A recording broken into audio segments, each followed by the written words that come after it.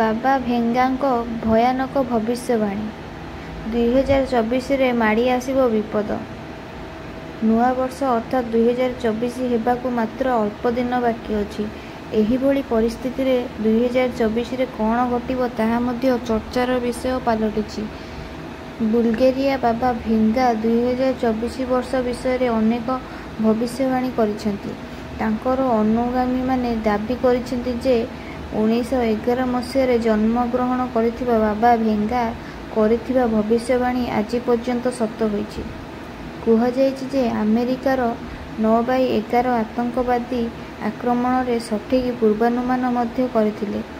2024ରେ ବାବା ଭେଙ୍ଗାଙ୍କ ପୂର୍ବାନୁମାନ ଅନୁଯାୟୀ ରୁଷର ରାଷ୍ଟ୍ରପତି ପୁଟିନଙ୍କ ଉପରେ ହତ୍ୟା ଉଦ୍ୟମ ହେବ। ବର୍ତ୍ତମାନ ରୁଷ ୟୁକ୍ରେନ ସହିତ ଯୁଦ୍ଧ କରୁଛି। ଅନ୍ୟ ଏକ ପୂର୍ବାନୁମାନ ଅନୁଯାୟୀ ଏକ ପ୍ରମୁଖ ଦେଶ ଆସନ୍ତା ବର୍ଷ ପରମାଣୁ ପରୀକ୍ଷା କରିବାକୁ ଯାଉଛି। ଏହା ବ୍ୟତୀତ ୟୁରୋପରେ ଆତଙ୍କବାଦୀ କାର୍ଯ୍ୟକଳାପ ବୃଦ୍ଧି ନେଇ ସେ ଉଦ୍ବେଗ ପ୍ରକାଶ କରିଥିଲେ। ବାବା ଭେଙ୍ଗାଙ୍କ ଅନୁଯାୟୀ ଏକ ବଡ଼ ପରିବର୍ତ୍ତନ ହେବ ଯାହା ସାଧାରଣତଃ ଏକ ଦୀର୍ଘ ସମୟ ମଧ୍ୟରେ ହୋଇଯାଇଥାଏ, କିନ୍ତୁ ଯଦି ଏହା ଶୀଘ୍ର ଘଟେ ଏକ ଭୟଙ୍କର ପ୍ରାକୃତିକ ବିପର୍ଯ୍ୟୟ ହୋଇପାରେ। ବାବା ଭେଙ୍ଗାଙ୍କ ଅନୁଯାୟୀ 2024 ପ୍ରମୁଖ ଅର୍ଥନୈତିକ ସଙ୍କଟ ଦେଖିବ।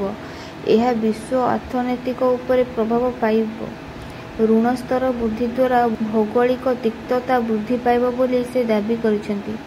ସାଇବର ଆକ୍ରମଣରେ ବୃଦ୍ଧି ଘଟିବାକୁ ବାବା ଭେଙ୍ଗା ମଧ୍ୟ ଚେତାବନୀ ଦେଇଛନ୍ତି। 2024ରେ ପାୱାର ଗ୍ରିଡ୍ ଏବଂ ୱାଟର ଟ୍ରିଟମେଣ୍ଟ ପ୍ଲାଣ୍ଟ ହ୍ୟାକରଙ୍କ ଦ୍ୱାରା ଟାର୍ଗେଟ କରାଯିବ ବୋଲି ଆଶା କରାଯାଇଛି।